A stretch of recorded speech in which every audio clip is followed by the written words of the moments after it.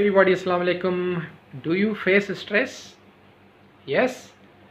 If you have stress but it is under control, that is good. But if it is out of control and it is in excess, then it is very bad. It's very dangerous for your psychological as well as physical health.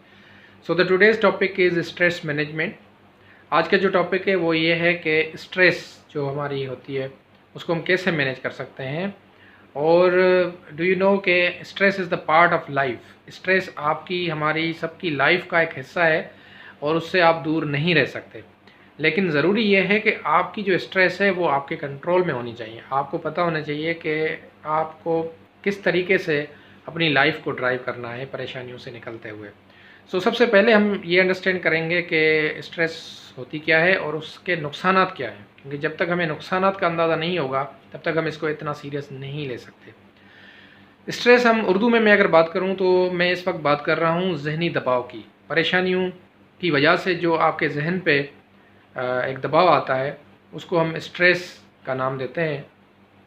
और ये दो किस्म की हो सकती है, physical भी stress हो सकती है और साइकोलॉजिकल या मेंटल भी हो सकती है।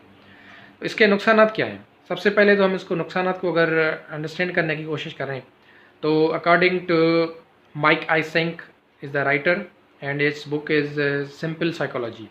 उसमें ये कहता है कि 4 किस्म के इफ़ेक्ट होते हैं आपकी पर्सनालिटी के ऊपर स्ट्रेस के, जो कि इमोशनल, फिजियोलॉजिकल, कॉग्निटिव और बिहेवियरल, ये 4 टाइप्स के इफ़ेक्ट होते हैं।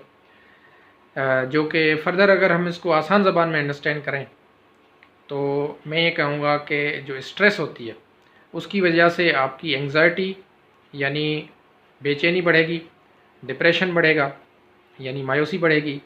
इसके अलावा ये इतनी ख़तरनाक है कि आपकी हार्ट बीट बढ़ाती है, आपका ब्लड प्रेशर इंक्रीज़ करती है, आपका जो ब्लड है उसका जो फ़्लो है वो बाकी आपके जो आर्गन्स हैं उसकी तरफ एक्सेस में भेजना स्टार्ट कर देती है। इसके अलावा आपका डाइजेस्टिव सिस्टम बड़ा मुतासर होता है इससे। Even digestive system can be slow और इट कैन बी स्टॉप्ड, या ये बंद भी हो सकता है और स्लो भी हो सकता है।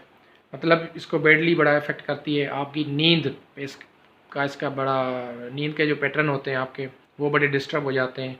इसके अलावा आपकी जो कंसंट्रेशन है यानी जो आप जब स्टडी करने बैठते हैं या बाकी चीज़ों में आपका जो फोकस होता है वो बड़ा इसकी वजह से, स्ट्रेस की वजह से डाइवर्ट होता है।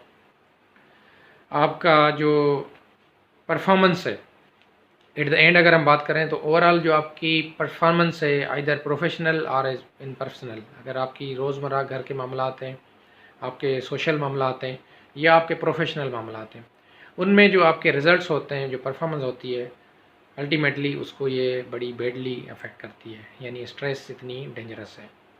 तो ये कुछ रीज़न्स हैं जो कि 4 किस्म के रीज़न्स हैं जो कि अल्टीमेटली आपकी पर्सनैलिटी के ऊपर नुकसानात की शक्ल में अपीयर होते हैं, ज़ाहिर होते हैं। इससे कैसे बचा जाए? What is the solution of it? Solution इसका ये है कि सर सबसे पहले तो हमें ये अंडरस्टैंड करना पड़ेगा कि इसके रीज़न्स क्या हैं। तो रीज़न्स को अगेन इसी राइटर ने, माइकल आइसेंक, कहता है कि सबसे जो पहला रीज़न है आपकी स्ट्रेस बढ़ने का वो है आपका basically relationship with other people. यानी आपका जो रिलेशन है वो आपका घर में किस लेवल का रिलेशन है, आपके पेरेंट्स के साथ, आपकी इमीडिएट फैमिली के साथ, बाकी आपके ब्रदर्स के साथ। अगर वो रिलेशन हेल्दी है तो अच्छा है, अगर हेल्दी नहीं है तो इसका आपकी पर्सनैलिटी पे इम्पेक्ट स्ट्रेस की सूरत में आता है।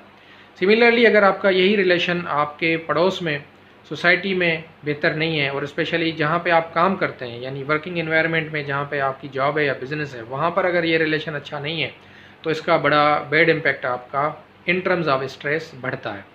तो पहला रीज़न तो ये है कि आपका रिलेशनशिप जो है वो लोगों के साथ कैसा है। Second, according to same writer, ये कहता है कि आपकी जो इन्वायरमेंट है उस इन्वायरमेंट के अंदर अगर नॉइज़ पोल्यूशन है, यानी वो लोग जो जहाँ पे ज़्यादा शोर गोड़ वाली जगह रहते हैं उनकी पर्सनैलिटी पे ये स्ट्रेस ज़्यादा असरअंदाज होती है। और उसके अलावा वो लोग जहाँ पे ज़्यादा गर्मी होती है यानी इन्वायरमेंटल पॉइंट ऑफ व्यू से स्ट्रेस वहाँ ज़्यादा बढ़ती है जहाँ पे नॉइज़ पोल्यूशन और हीट हो।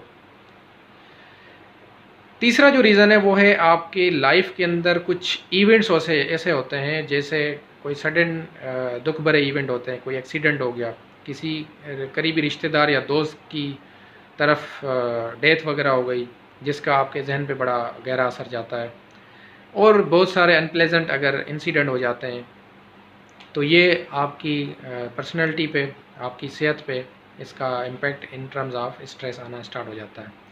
इसके बाद मेजर एक और रीज़न होता है, वो है आपका workload. Where you are doing job और बिज़नेस, आप अगर बिज़नेस कर रहे हैं, जॉब कर रहे हैं, तो वहाँ पर अगर काम का लोड ज़्यादा है, वर्कलोड अगर ज़्यादा है, तो भी आपकी स्ट्रेस में इंक्रीज़ आता है। अब वर्कलोड स्पेशली तब बढ़ता है जब काम एक तो ज़्यादा हो और उसके मुकाबिल आपकी एबिलिटी प्लस कैपेबिलिटी उस काम को हल करने की बड़ी कम हो, या उसके इक्वलेंट, उसकी एक्सपेक्टेशन के इक्वलेंट आपकी बड़ी जो स्पीड है, जो कैपेबिलिटी है, जो एबिलिटी है, वो बड़ी कम होती हो। तो इन केस जब डिमांड वर्सेस सप्लाई आपकी, या डिमांड के अगेंस्ट आपकी जो एबिलिटी है वो जब कम होगी, तो आपकी स्ट्रेस बढ़ेगी, क्योंकि वर्कलोड को आप मैनेज नहीं कर पाते।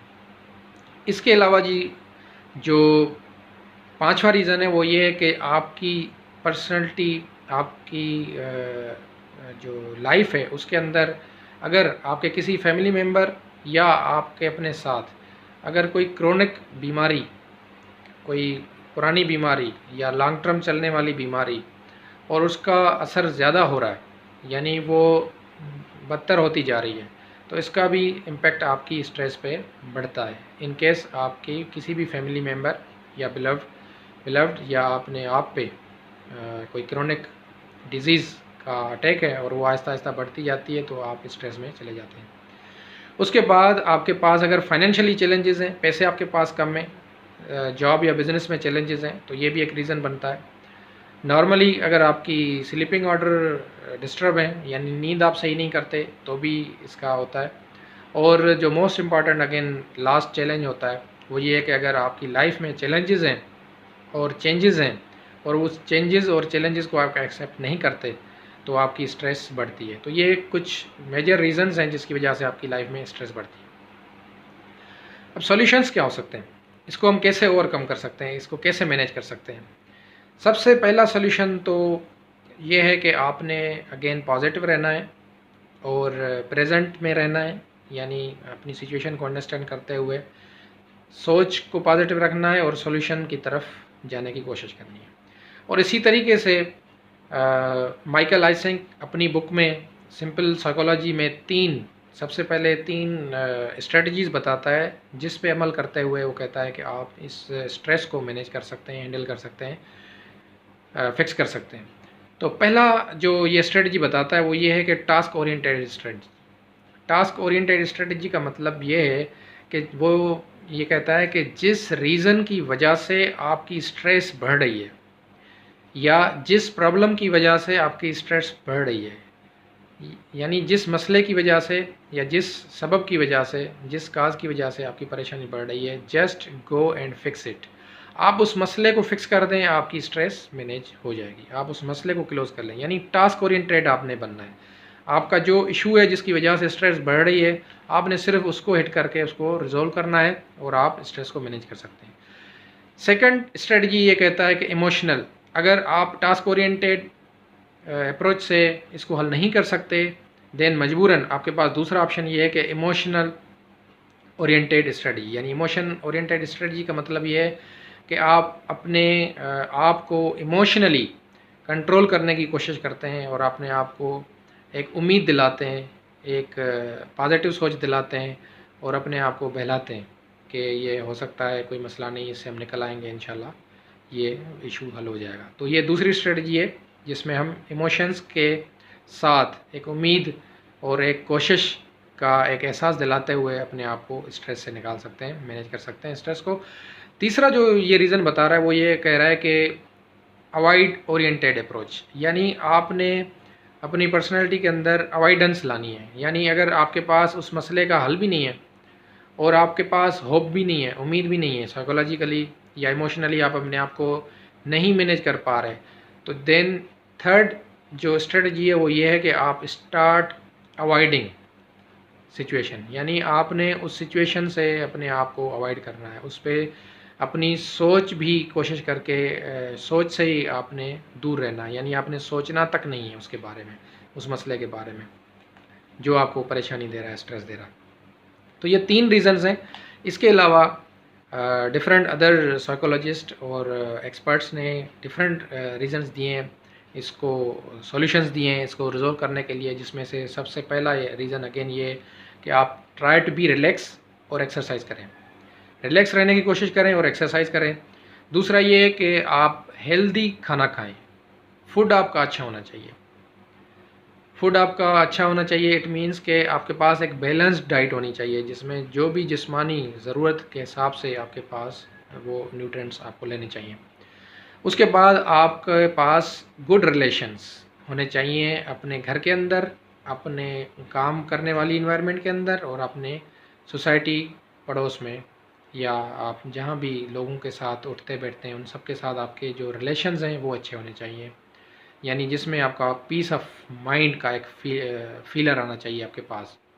उसके बाद सर आपने सोना अच्छा है, यानी आपने नींद अच्छी करनी है और पूरे टाइम से करनी है, एटलीस्ट 8 से 9 घंटे लाजमी करनी है। उसके बाद जो रीज़न है, जो सॉल्यूशन है वो ये है कि आपने अपने जो लाइफ है जिसकी वजह से आपके पास एक टाइम की किल्लत होती है, उसमें जितने भी काम होते हैं वो आप मैनेज नहीं कर पाते, तो द मोस्ट इम्पॉर्टेंट इज़ कि आप अपनी लाइफ के अंदर टाइम को मैनेज करें, फैमिली को भी टाइम दें, काम को भी टाइम दें, बाकी फ्रेंड्स और सोशल चैलेंजेस को भी टाइम दें। अगर आप टाइम को प्रॉपर मैनेज कर लेंगे तो ये अगेन आपको हेल्प करेगी कि आप वर्कलोड अपना मैनेज कर सकें विद इन टाइम लाइन, और जिसकी वजह से आप स्ट्रेस को मैनेज कर सकते हैं। उसके बाद आपने अगर वर्कलोड जो आप जहाँ काम करते हैं या बिज़नेस है आपका, वहाँ पर अगर वर्कलोड ज़्यादा है, then you should have an optimistic plus proactive approach. आपके पास प्रोएक्टिव अप्रोच होनी चाहिए कि उस चैलेंज को आने से पहले ही, उस वर्कलोड को आने से पहले ही आप ये डिसाइड कर लें कि आपने उसको कैसे मैनेज करना है, कैसे उसको सक्सेस की तरफ लेके जाना है, और अपनी हेल्थ को कैसे मेंटेन करना है। तो प्रोएक्टिव अप्रोच के साथ आप अपने वर्कलोड को बड़े बेहतरीन तरीके से मैनेज कर सकते हैं। उसके बाद है कि आपने लाइफ के अंदर जो चैलेंजेस हैं ना उसको वेलकम करना है, क्योंकि चैलेंजेस आते रहने हैं। तो चैलेंजेस और जो चेंजेस हैं, यानी जो भी नई चेंज आती है उसको आप एक्सेप्ट करें और उस पर काम करना स्टार्ट करें, और अपने आप को इस चीज़ पे आमादा कर लें कि the change is the part of again life, और दिस इज़ ओनली कांस्टेंट। सिर्फ यही चेंज है जो कि हमेशा रहती है, और इसको आपने एक्सेप्ट करना है, इस पर काम करना है। लास्ट में जो आखिरी सॉल्यूशन है इसका वो ये है कि again believe in yourself and believe in your Allah. आपने अल्लाह ताला में यकीन करना है और अपने आप में यकीन करना है कि yes, this is the part of life and this will happen. ये होना है, ये ज़िंदगी का हिस्सा है, और मैं इसको मैनेज कर सकता हूँ, और उसमें अल्लाह ताला आपकी मदद फरमाएगा और आप सक्सेसफुल हो जाएंगे। सो today's topic was stress management. Stress हमारी लाइफ का हिस्सा है, वो रहना है, इसको मैनेज कैसे करना है ये आपने सीखना है। अगर आप ये सीख लेते हैं then again the world is yours. दुनिया आपकी है, तरक्की आपकी है, खुशियाँ आपकी हैं, और आप देखेंगे कि आप लाइफ के अंदर वो कुछ कर लेंगे जिसे देख के लोग कहेंगे कि we want to be like you. Thank you very much. Love.